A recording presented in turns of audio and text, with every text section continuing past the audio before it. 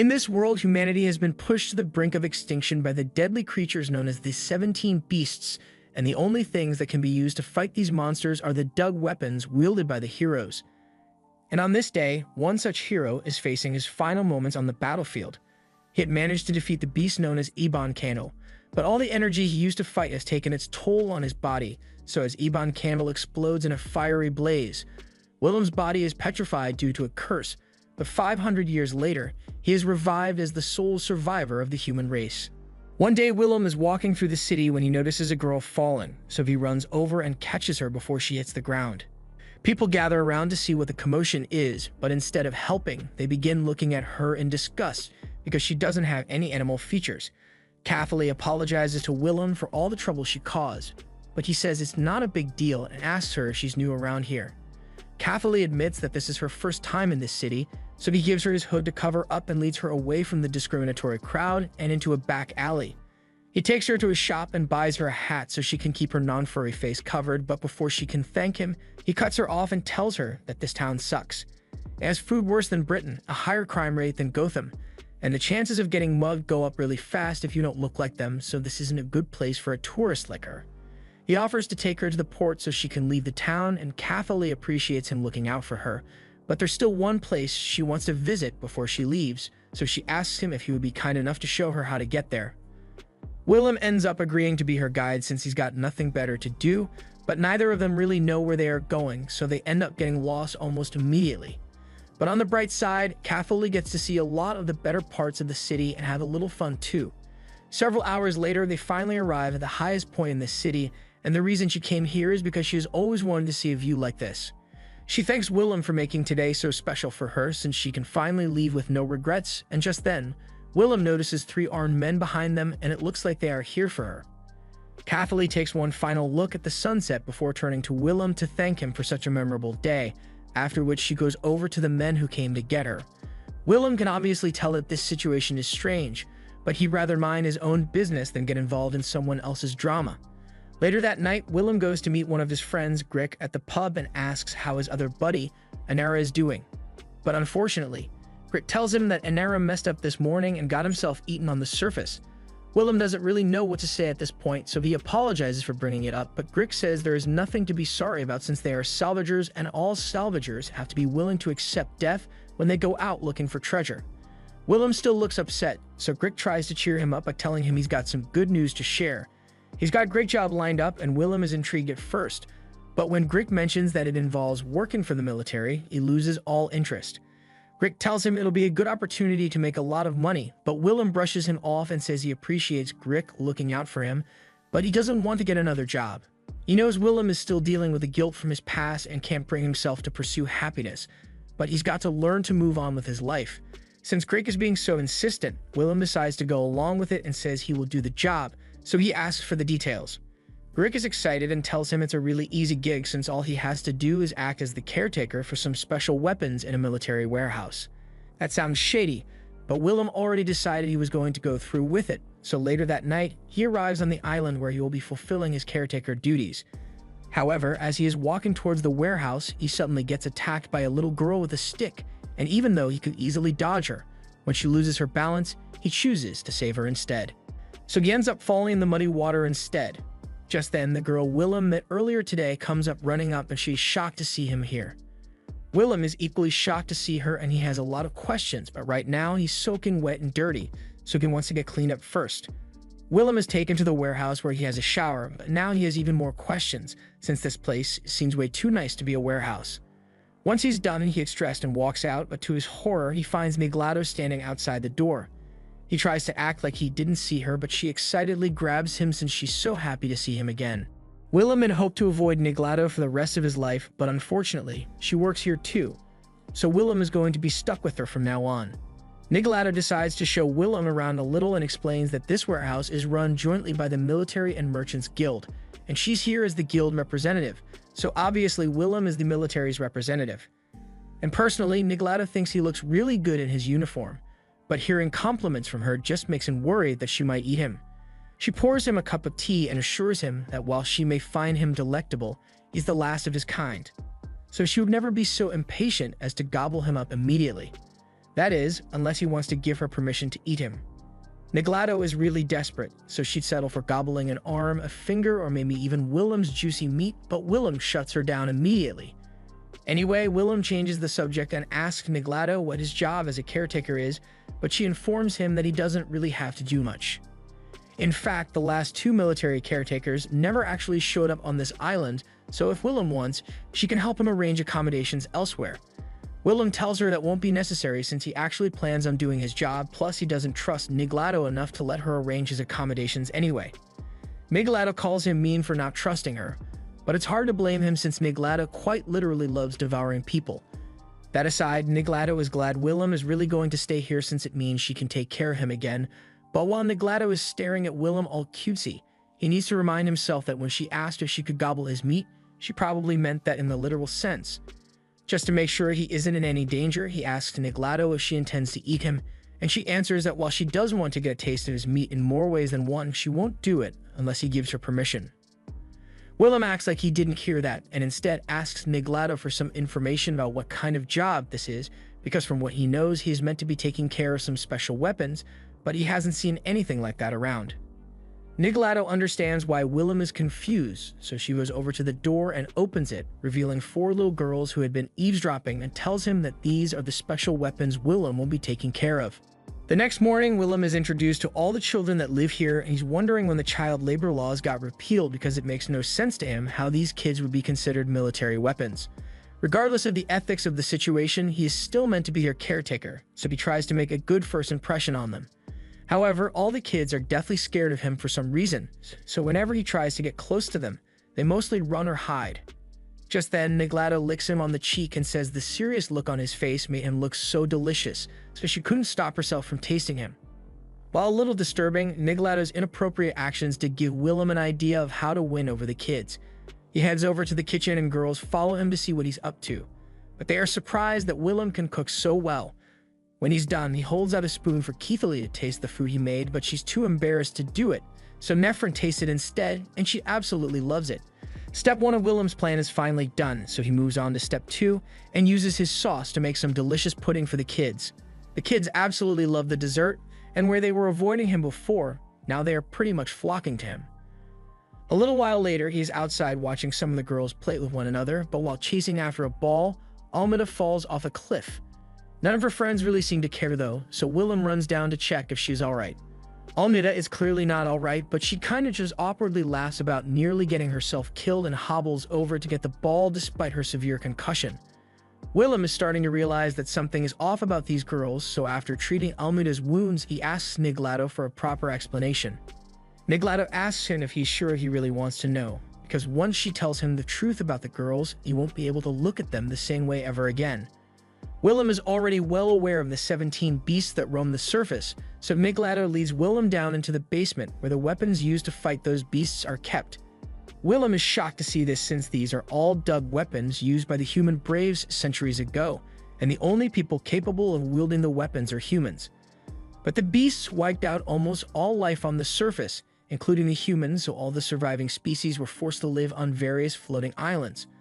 Normally, there would be no one left to use the dug weapons, but that's when Niglato informs Willem that those girls are a special species of fairies called leprechauns, and they have mimicked humans for so many years that they are practically the same as humans, and as such, they are capable of using the dug weapons.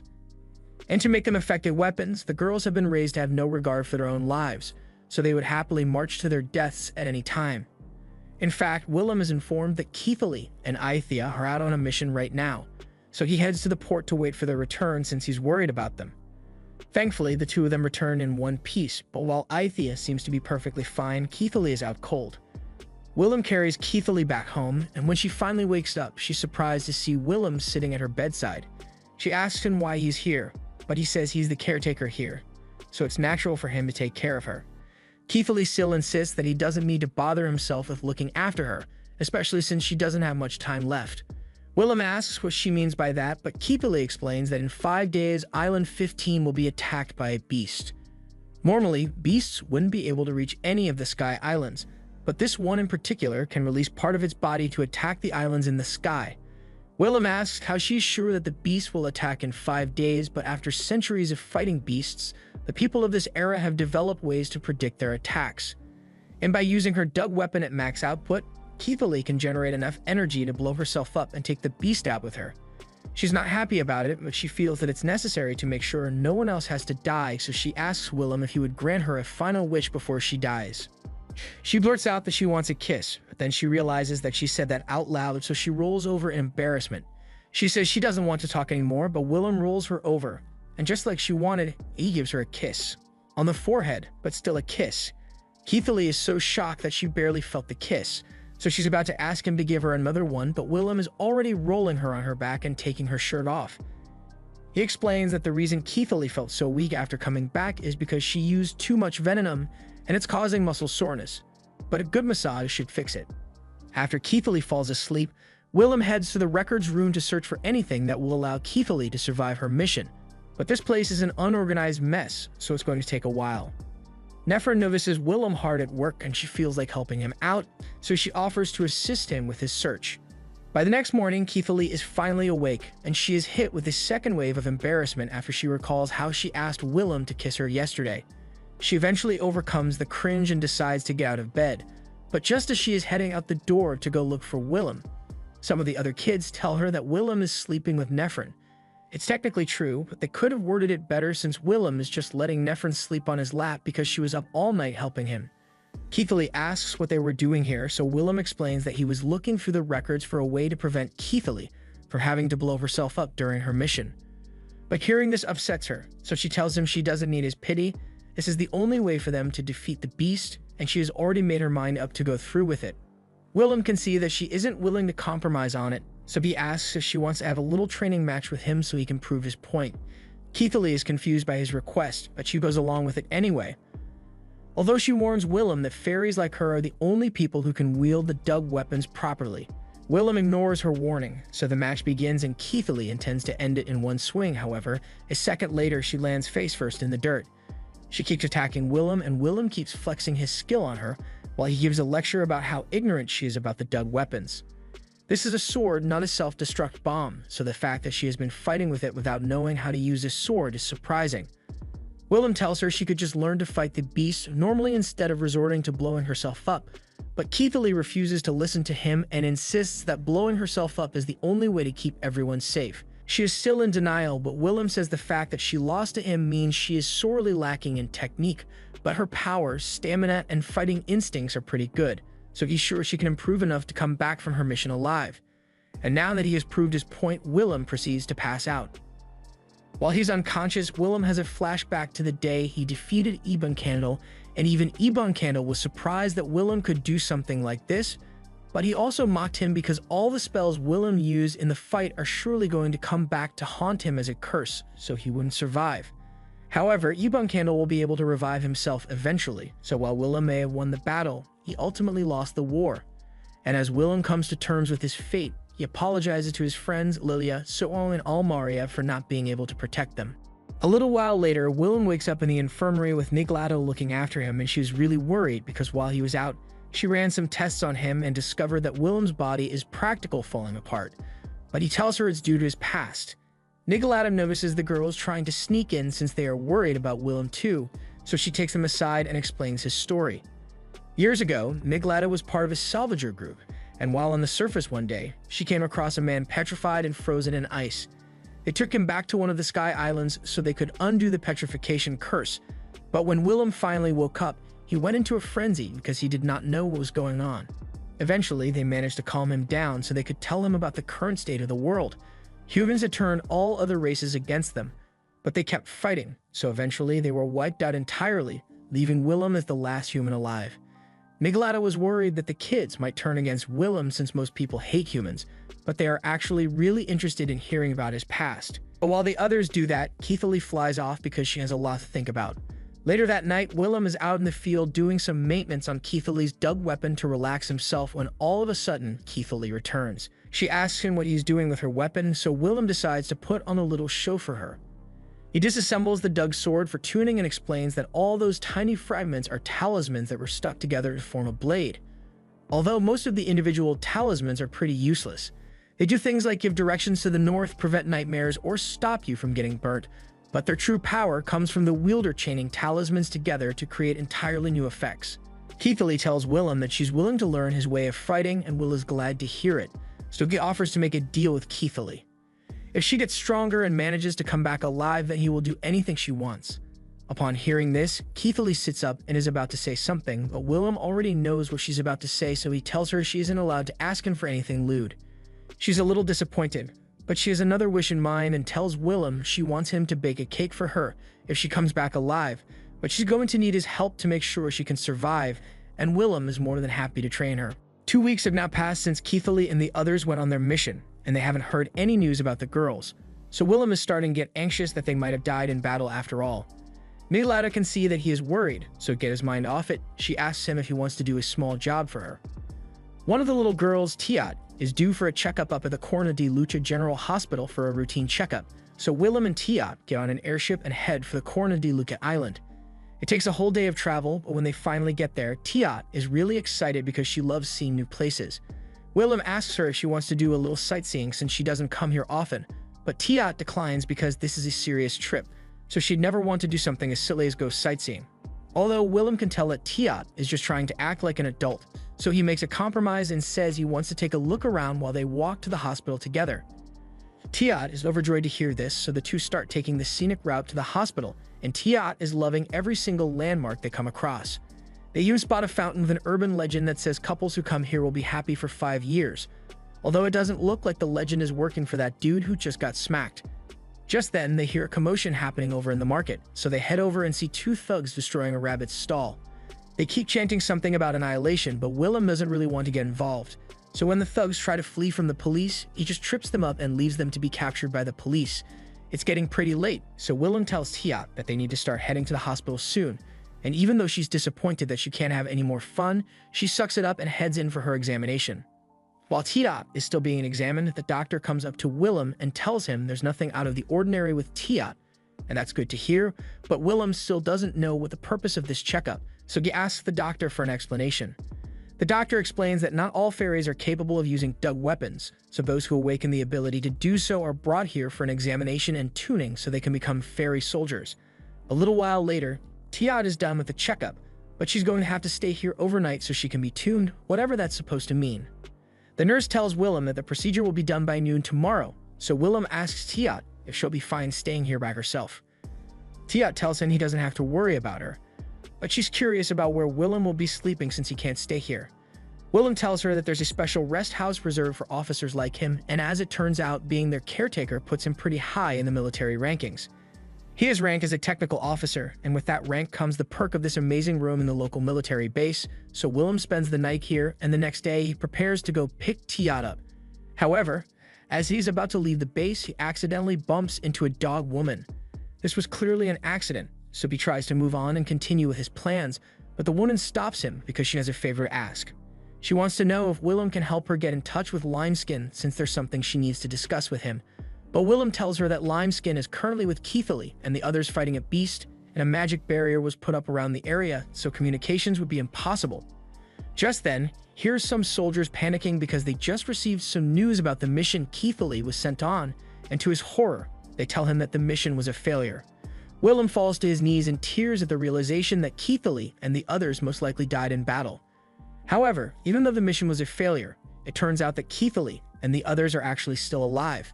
So the second Willem sees them, he runs to hug Keithley as fast as he can. During that battle, all the training Willem gave Keithley was really paying off since she was dominating the battlefield all on her own. So the mission was on track to be successful, but unexpectedly, a second beast appeared out of nowhere. And this one was much stronger than the initial threat. So Limeskin ordered everyone to retreat and declared this mission a failure since there was no way they could win at this point. However, Keithley refused to accept that since she promised Willem that she would win and come back alive, so in order to make sure they don't lose to the beast, she was prepared to charge back in alone. But as she approaches, she begins seeing horrifying visions that stop her in her tracks. In the end, they had to retreat after all, and they were forced to crash the entire island to get rid of the beast, but Willem is just glad they all made it back all right. Limeskin commends Willem for the training he gave Keithley, because it really made a difference in her combat abilities. However, Keithley doesn't seem too happy about it since she feels responsible for the mission's failure. She thinks they could have saved the island if she had just blown herself up like originally planned, but Nephron points out that even if she had done that, the second beast that appeared would have still forced them to abandon the island, so them all making it back alive was the best possible outcome. Keithley agrees that Nephron makes a good point, but that aside, she asks why Nephron has been sitting on Willem's lap this entire time. Nephron says she's doing it to make Willem feel better, but really, she's just doing it because she likes sitting in his lap. Just then, Fear runs into the room because she has some urgent matters to talk to Limeskin about. She shows him a letter from the group known as the Annihilation Knights, and they are threatening to assassinate her father, the mayor, because they don't like his new policies. The mayor has been working on creating laws that prevent discrimination based on someone's race, but the Annihilation Knights hate the idea of that, so they will do anything to stop it. She wants Limeskin to help her stop the Annihilation Knights, but unfortunately, Limeskin says he can't help her. His position as a high-ranking military officer means he's not allowed to get involved in any political disputes, but he does know someone who might be able to help her. He looks over to Willem and is about to ask him for help, but Willem cuts him off and says he doesn't want to do it. Fear starts pleading with Willem to reconsider, but he ignores her and starts walking away because he still has to go pick Tiat up. Fear keeps following him around and trying to convince him to help stop the Annihilation Knights, but as much as Fear believes she's in the right, Willem can't just go and take them out because they sent out a threatening letter. Eventually, they all arrive at the hospital to pick Tiat up, and she looks perfectly fine, although she's been permanently traumatized by all the needles they injected her with. Since they've got some time before their airship arrives to take them home, so Willem decides to continue their tour so Tiat can have a little more fun. Fear has still been tagging along with the group this whole time, but while she still wants Willem to help her, she is incredibly passionate about this city, so she gives up on asking for help and offers to give them a tour around Corna di Luce. While Fear shows them around town, Willem notices that someone has been following them for a while, and he has a bad feeling about this, so he asks Fear if she can take them to an attraction that is a little more secluded. Fear doesn't know why he'd want to go to an unpopular spot, but she goes along with his request and leads them all to an old wishing well in a back alley. Once they are away from the rest of the public, the people who were following them reveal themselves as the Annihilation Knights, and they say they are here to kidnap Fear so they can blackmail the mayor into stepping down. Willem couldn't act before because there wasn't enough justification, but attempting to kidnap someone in broad daylight gives him a pretty good reason to get involved now. So he proceeds to take the Annihilation Knights down one after the other and leave them to be arrested by the police, so the Annihilation Knights' problem is pretty much resolved. Afterwards, he and the girls head for the port so they can go home, but at the gate, Willem finds a man waiting for him. He says there's someone who wants to meet Willem, but Willem isn't interested in any meetings right now. But when the man mentions the name Suong, Willem is forced to agree to the meeting. After a long trip, the girls finally return home, and Neglado is elated to see them all back in one piece instead of in chunks. But Keithley doesn't seem like she's in a good mood. She had planned to surprise Willem by making it home safely, but the surprise has already been ruined, and now he's not even here to celebrate with her. Meanwhile, the great sage, Suong, is being led to the meeting room and is informed that there's a man waiting for him who is capable of tuning Dug weapons. Suong doesn't believe it at first since there's only one man who is capable of tuning Dug weapons, and he's long dead by now. However, to his utter shock, he sees that man sitting right in front of him. Willem is glad to see Suong again after so many years, and Suong has a lot of questions to ask, so they sit down to catch up with one another. Willem explains that he was petrified on the surface for 500 years, but he was found and revived. However, Willem is curious to find out how Suong is still alive since 500 years have passed. Suong reveals a mass of dark energy swirling in his chest where his heart should be. On the day of their final battle, Suong was killed along with Amissa, but just before he died, he placed a curse on himself to stay alive. Now he can no longer die of injury or old age, but he can't call himself a human anymore. But even with his current circumstances, Suong is actually pretty happy with his life, so he doesn't want Willem to feel sorry for him. Willem is just happy that his close friend is still alive, but he is quite surprised that Amissa of all people died in that battle because he was sure that if anyone could survive that calamity, it would have been her. Willem, Suong, and Amissa used to be practically inseparable back when they were kids. Willem is glad he got the chance to reminisce with an old friend, but Suong is in a bit of a dilemma because he doesn't know what to do with Willem now. Willem is the only person capable of tuning the Dug weapons, so he is a perfect fit for the caretaker role, but Suong would have loved to give Will a higher position in the military though. Willem isn't really concerned with his position in the military, so he tells Suong he will have to wait till next time because he made a promise to Keithley, and he plans to return as soon as possible so he can fulfill it. However, before Will could leave, Suong tells him that there's someone he wants him to meet, so he ends up dragging him all the way over Island 2. Meanwhile, back home, Keithley is still suffering from those terrifying visions, and they seem to be getting worse. Over on Island 2, Suong introduces Willem to this disembodied skull, and Willem is confused at first, but he soon recognizes it to be the same Eben Candle he killed 5 years ago. Eben Candle begins a long evil monologue after he recognizes Willem, but Willem isn't listening to all that, so he tells Eben Candle on to just skip the dialogue. What he really wants to hear about is what Eben Candle is back as a skeleton skull, so Eben Candle explains that he has the ability to resurrect himself. But when Willem defeated him, his entire body was burnt to ash, leaving him as nothing but a skull.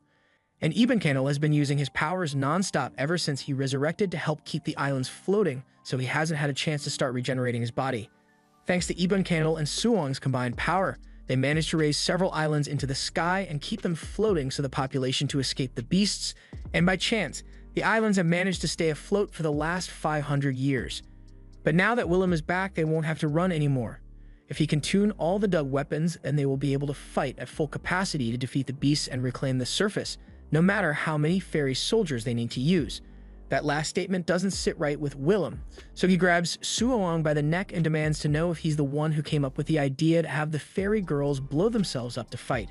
In Suong's defense, he had no other choice since the fairies are the only ones who can use the dug weapons, and while that may be true, Willem still doesn't agree with the idea of trying to reclaim the surface by using fairies as disposable weapons. Suong knows his methods might seem cruel, but those girls aren't really alive in the first place. He has a necromancy skill that allows him to give a body to ghosts who wander with lingering regrets, and as ghosts, they have no fear of death, making them the perfect candidates to fight with the dug weapons. Although if one of them uses too much energy at once, there's a chance that their memories of their tragic past life might return and cause their mind to break.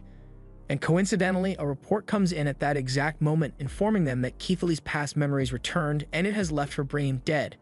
Will immediately leaves to go check on Keithley, and when he finally gets back, he finds that she is indeed a vegetable now and blames himself for this because he never managed to keep his promise to her after all. Meanwhile, inside Keithley's shattered mindscape, she comes face to face with her past self named Elk.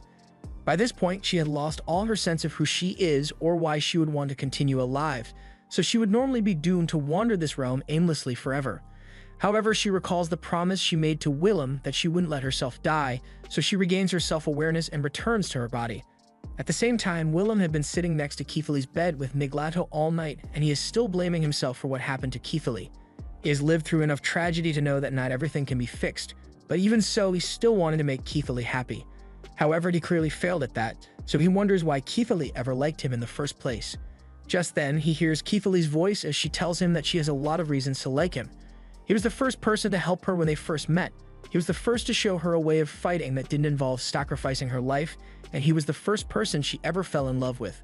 Willem is at a loss for words, but he is so happy that Keithley is alright that he embraces her, and Keithley breaks down in tears.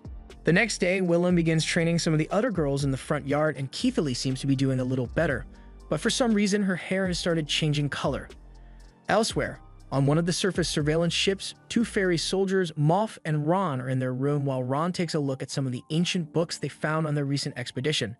The book says that humans were never meant to exist in this world in the first place, but they were brought here by the gods. And eventually, the humans created the beasts in their misguided pursuits, leading to the destruction of the surface world. That's all Ron could read from the book since she doesn't understand the old human language well, but before she could come to any conclusion, there's a knock at the door, and it turns out to be Grick, so he introduces himself to the two and tells them that he's a salvager. Back at the warehouse, everyone is glad to see that Keithley isn't a vegetable anymore, but since this is the first time a fairy has ever recovered from a mind break, she wants to run some tests on Keithley to make sure she's really alright. Miglata runs a couple tests on Keithley's blood, but even after the tests, she still has no idea what's happening to Keithley. Keithley asks if there's something wrong with her, but Miglato tells her that there's nothing particularly wrong with her body. The only point of concern is that when Miglato ran the silver blood test that detects spirits, there was no reaction with Keithley's blood. Fairies are technically spirits, so normally Keithley's blood should have immediately turned black, but since it didn't react, at least scientifically, Keithley is no longer a fairy. Keithley asks if that's the reason her hair changed color as well, but Miglato has no way of confirming that. She'll need to run a few more tests, but for now, she tells Keithley that she doesn't need to worry since her body is perfectly healthy. However, she warns Keithley not to use her dug weapon for a while since there's no telling what kind of reaction her body might have to it. Keithley understands, but she's not sure what to do with herself if she's not allowed to fight, so Nicolado suggests she could try getting Willem to fall for her. She pretty much confessed to him last night anyway, so if she wants him to stay with her forever, then she's going to have to go all the way. Keithley decides to take Miglado's advice and starts learning how to do household chores in hopes that it will get her close to Willem and make him think of her as wife material. But while she's doing that, Willem and Miglado go to have a meeting with Limeskin. Limeskin is currently under suspension over the failed defense attempt with Keithley, but he wanted to discuss what they are going to do about her responsibilities. Right now, Keithley can't genetically be considered a fairy, but according to military protocol, she's still on active duty, so there will be problems if she ends up being called to action. Miglado asks if Limeskin could do something to get Keithley taken off the rosters for now, and normally he would be able to. But if an order comes from someone who outranks him, there's nothing he can do. Just then, Willem comes up with an idea and asks the two of them if they know the great sage, Suoan. They tell him that everyone knows him as he holds the most powerful in the military, so Willem tells Miglado to write a report specifically mentioning Willem's name, and saying he wants to be given full authority over Keithley. He's sure Suoan is going to approve it to get on Willem's good side again, but there's still the problem of finding someone to replace Keithley since Aethia and Ren won't be able to handle threats on their own and the rest of the girls aren't ready to fight yet. Miglado informs Willem that there are actually two more active duty fairies, Moff and Ron, but they are currently stationed on a salvage ship as security. However, as we check in on Moff and Ron, we see that the salvage group they are guarding is currently under attack by a beast. The regular soldiers try shooting at it, but their bullets do absolutely nothing, so the beast begins slaughtering them one by one. Rick has had a few run-ins with beasts like this, so he pulls one of the soldiers behind cover and warns him to stay silent because this beast reacts to sound and motion, so if everyone just stays perfectly still, they will be fine. Unfortunately, the dumbass captain decides to start up the ship to ditch all the salvagers and escape. But as it turns out, starting up a ship involves a lot of noise and motion, so it gets the attention of the beast. And it's crazy how the beast grew arms just so it could start boxing the ship, but luckily, Moff catches up to it and uses her dug weapon to slice it to bits. Most of the crew manage to survive, but with their ship destroyed, they are pretty much stuck on the surface until help arrives.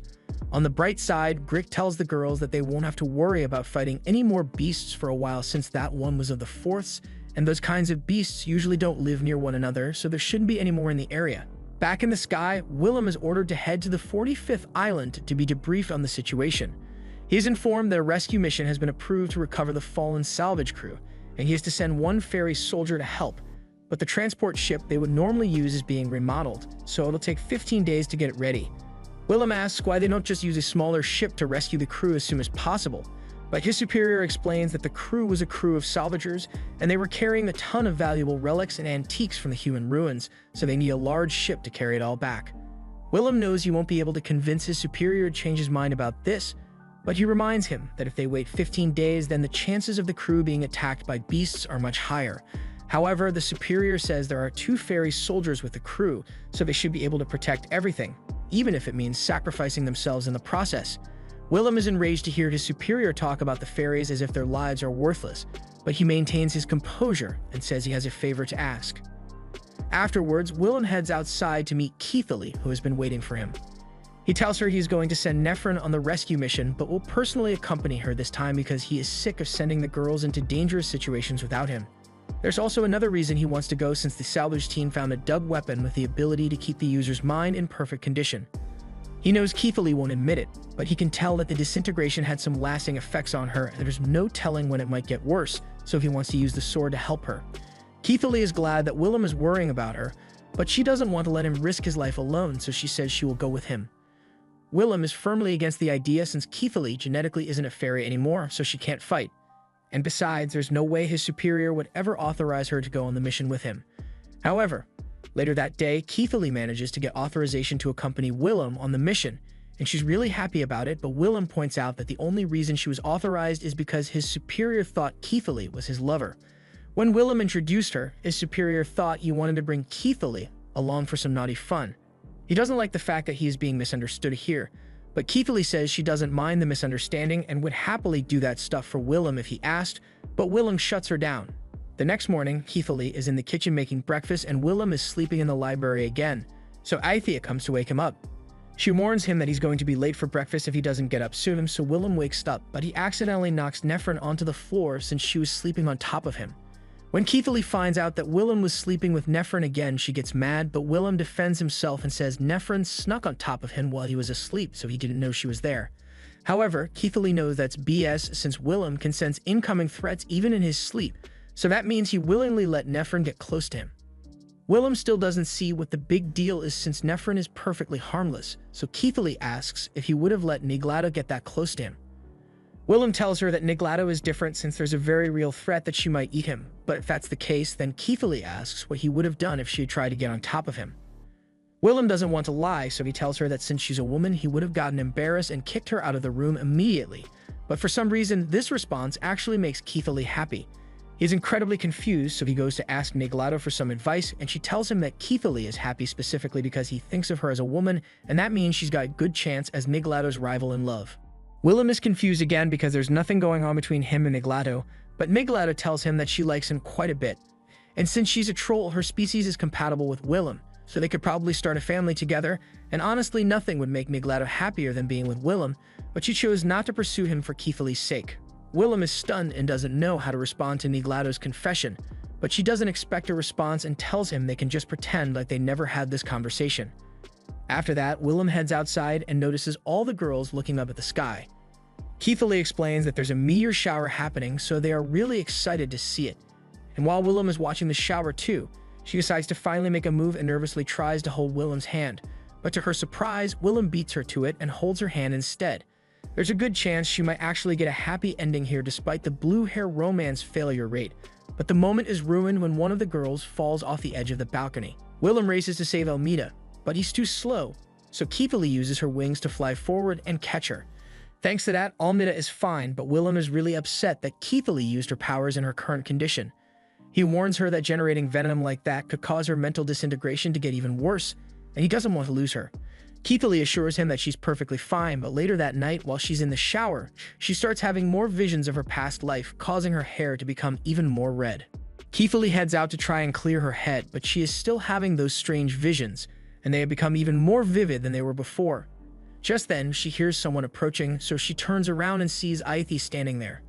But all of a sudden, Aithia asks Keithley who she is. Keithley thinks that's a strange question to ask since she and Aithia have known each other their entire lives, but she thinks Aithia is just messing around, so she plays along and tells Aithia that her name is Keithley. Aithia is glad to see that Keithley still remembers who she is, so she gets down and tells her that she needs to ignore all those visions of her past life, because the more she focuses on them, the worse her mental disintegration will become until she forgets who she is altogether. And she knows this from personal experience because isn't actually the real Aithia. The real Aithia suffered from mental disintegration after the memories from her past life resurfaced, and it ate away at her consciousness until eventually, all that was left were the memories of her past life. That's when the current Aithia woke up, and to her, it felt like she had just woken up in someone else's body. She was extremely confused, so she began to search around the room to figure out what was going on, and that's when she came across the original Aithia's diary. The original Aithia had kept a diary of every day of her life up till the point that disintegration happened, so the current Aithia came to realize that the original Aithia is gone and she has replaced her. She felt incredibly guilty for causing the original Aithia's death, so she swore to do her best to become the same person and live her life the same way the original Aithia would have, and to this day, no one ever realized that the current Aithia isn't the original. Keithley's disintegration may be slow, but there's a high chance it will keep getting worse until one day she's no longer herself, so Keithley decides to just try to enjoy all the time she is left with Willem while she can. She and Aithia then start walking back home together, and Aithia asks if it doesn't bother her and that the original Aithia is gone. But as far as Keithley is concerned, Aithia is the same person she has always known and loved, so she will always be her friend.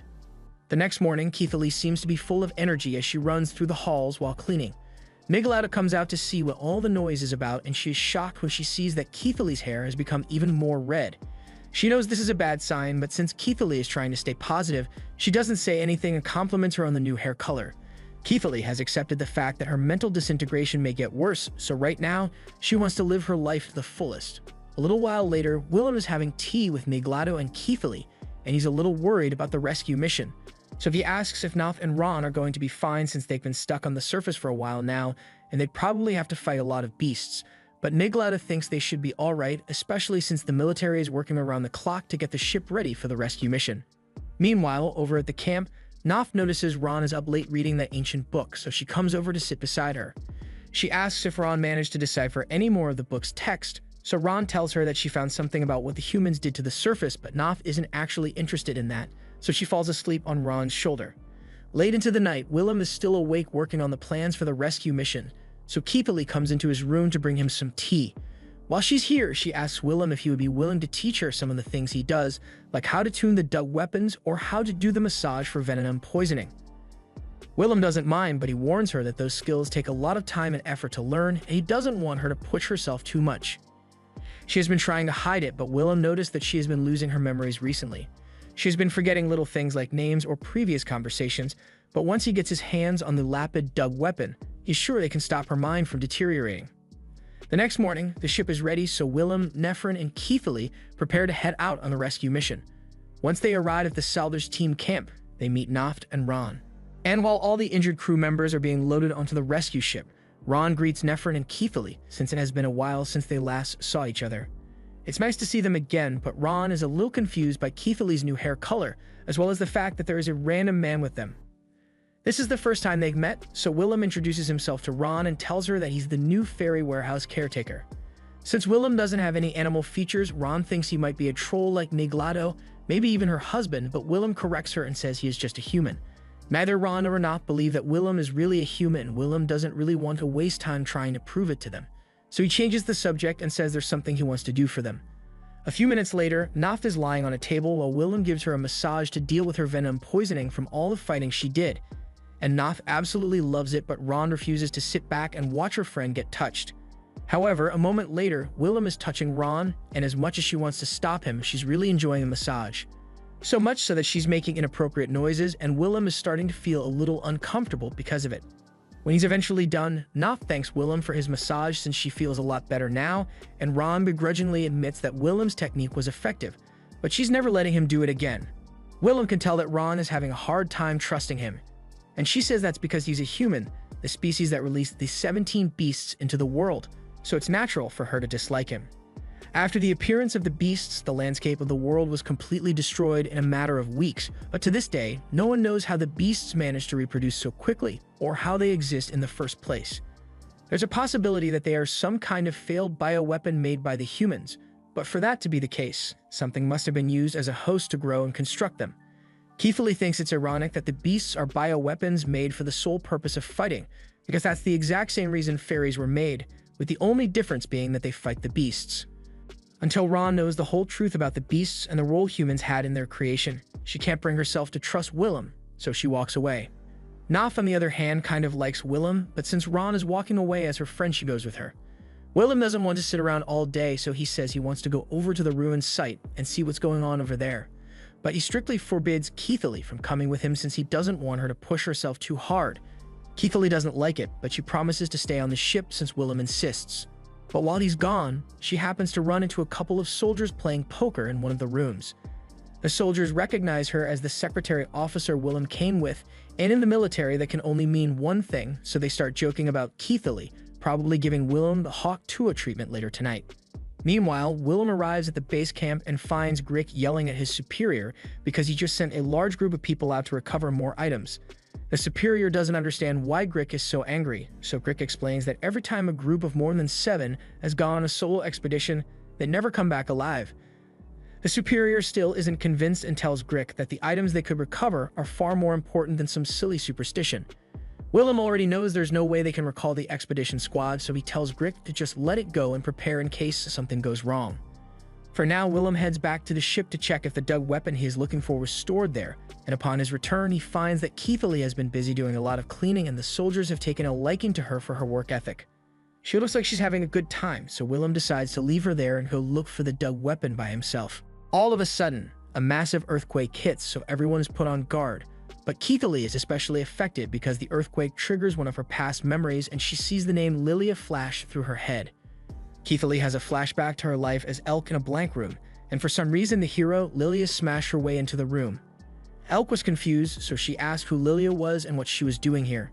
Every word out of Elk's mouth seemed to do significant damage to Lilia, but she answered that she was there to kill Elk and thereby save the world. Keithley wakes up a little while later and she still remembers who she is, so she tries to act like nothing happened and goes about her normal routine. She goes to bring Willem some food since he has been searching through the cargo hold all day, but when she gets there, she finds him busy tuning Nott's weapon. Once Willem notices Keithley, he informs her that he managed to find the Lipid Dug weapon, although he's going to need to do some tinkering with it before it's safe for Keithley to use. With this, they won't have to worry about her disintegration anymore, but right now, there's something else Willem is concerned about. He was trying to tune Nott's sword, but there's actually nothing wrong with it. This Dug weapon is known as the Kin Slayer, so it is only capable of killing the kin of its creators. In other words, it can only kill humans. However, Nott has been using the Kin Slayer to kill beasts for a long time, so it makes no sense to him how she's been managing it. Just then, Willem is hit with a horrible realization. The Kin Slayer is literally incapable of harming anything that isn't human, so if Nott has been able to cut beasts with it, then that must mean that beasts are actually humans. The knowledge that his kind is directly responsible for all the suffering and chaos that this world has experienced completely breaks Willem, so he falls to his knees and hugs Keithley tight. Keithley feels really embarrassed and she doesn't know why Willem is doing this, but she can tell that he needs some emotional support, so she lets him hug her a little longer. This moment makes Willem realize something. Ever since he was revived from his petrification, he had been living an aimless life, but Keithley gave him a home to come back to, someone to protect, someone he wants to make happy. He swears that he will make her happy no matter what, so he looks her in the eyes and asks her to be with him forever. The next morning, Keithley wakes up and tries to go about her day as usual, but she can't get Willem's proposal out of her head, so she's still all giddy about it. Later that day, she is walking with Willem and things are really awkward between the two of them after the proposal Willem made yesterday. Willem finally breaks the silence and tells Keithley that he is serious about marrying her, but she already knew that and tells him she'll be by his side forever. But before anything more can be said, they get called over by Grick since he has something he wants to show them. According to this legend, this world was once home to gods, but they were all destroyed after they tried to wipe out humanity. The first one is Carmen Lake, followed by Jade Nail, and lastly, there's Eban Candle. So Eban Candle was actually one of the gods. Willem mentions that he was the one who killed Eban Candle, but Grick thinks he's making it up since he may be strong. But there's no way Willem could be a god slayer. For now, Grick just moves on and tells Willem he has something else to show him. He leads him to the ruins of a house, and from what Willem had told him, this should be his childhood home. Willem begins having flashbacks to the past and the people he left behind, and he is filled with deep regret for never making it back home to them. All of a sudden, Keithley starts getting visions again, and it feels like something is calling out to her, but whatever it is coming from underground. Grick and Willem notice something is wrong with Keithley, so they ask if she's alright, but in the next second, the ground beneath their feet crumbles, and they are all sent falling into unknown territory. At the same time, beasts begin to emerge from cracks and crevices all over the ruins, so Mefren has to fly out and engage them to prevent unnecessary casualties. Meanwhile, down in the cave, everyone seems to be alright, but Keithley is still having visions, so she doesn't notice the giant boulder that's about to crush her. So Willem jumps in and pushes her out of the way before she gets hurt. Keithley finally snaps out of her daze, and she's worried about Willem since he got hit by the rocks, but Willem says he's fine. More importantly, this place looks like the cave the scavenger team was sent in, and hopefully if they follow the torches they left on the walls, it should lead to the exit. However, as they follow the torches, all they find are the half-rotten remains of the scavenger team. It looks like a beast is responsible for this, and if the beast is still in this cave, then they might have a serious problem on their hands. The sight of the blood sparks another vision in Keithley's head, but this time, she hears a voice calling out to her. So almost as if she's under a spell, she flies straight towards the voice, leaving Willem and Grick incredibly confused.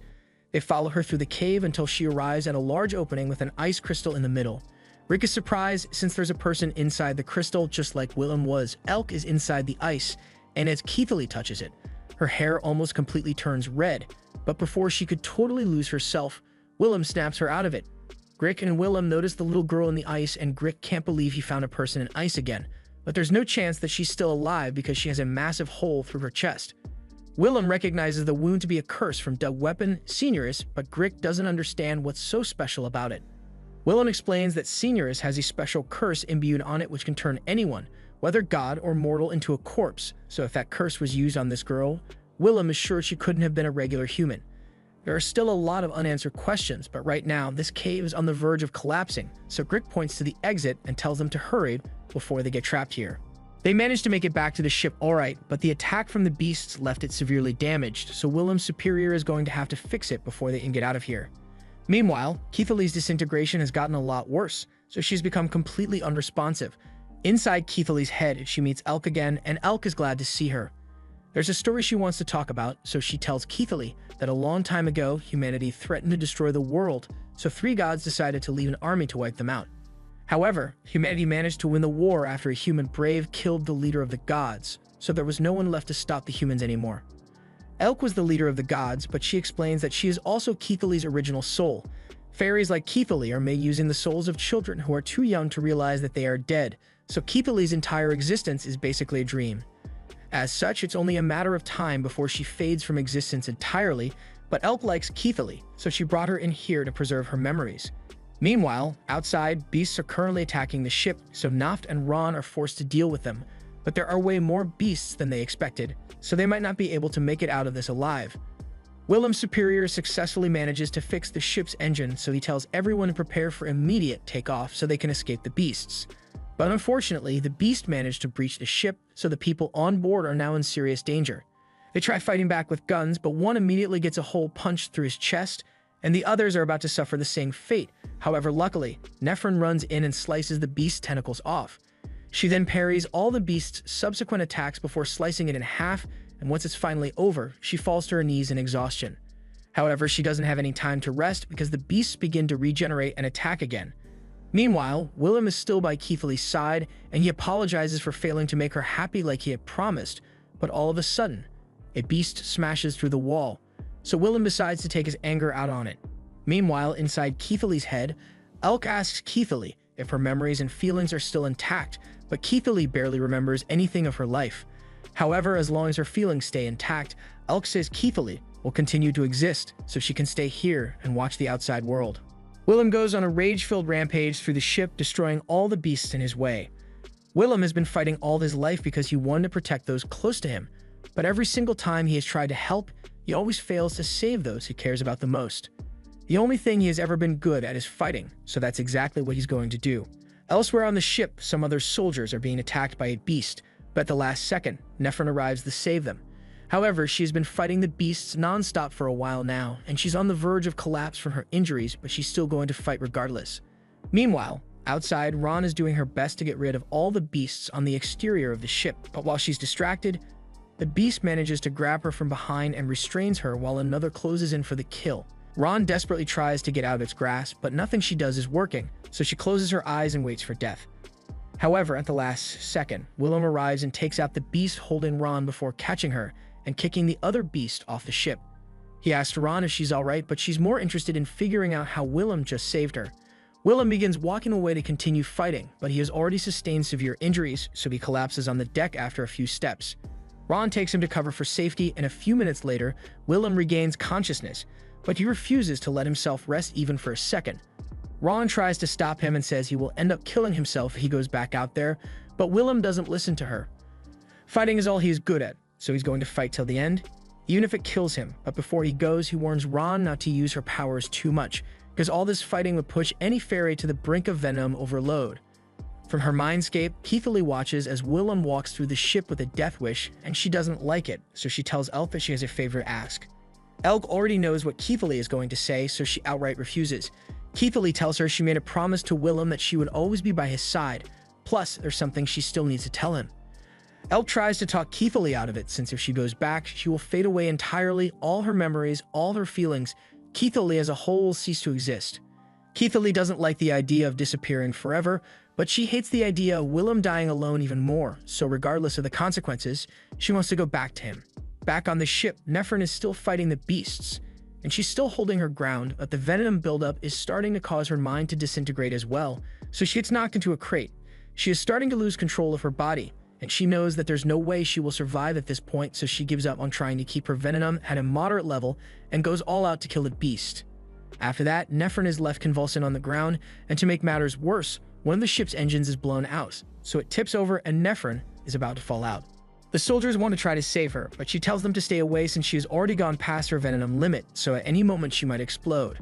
She falls off the ship and accepts her death, but at the last second, Willem grabs her hand to save her. He refuses to lose anyone else today, so he says he's going to pull Nephron back up, and she can see how hard he is trying. But she tells him she's not worth it. She might explode soon, and if that happens, this entire ship will be destroyed. So as much as she would like to stay with him, she has to let go. Willem watches as Nefren falls to her death, but he refuses to let things end like this, so even if it costs him his life, he's going to make sure he saves her. Meanwhile, Keithley is slowly walking towards a hole in the wall and picks up the wounded Noth's dug weapon. Noth tries to talk Keithley out of what she's about to do because if she goes down there, she is guaranteed to die.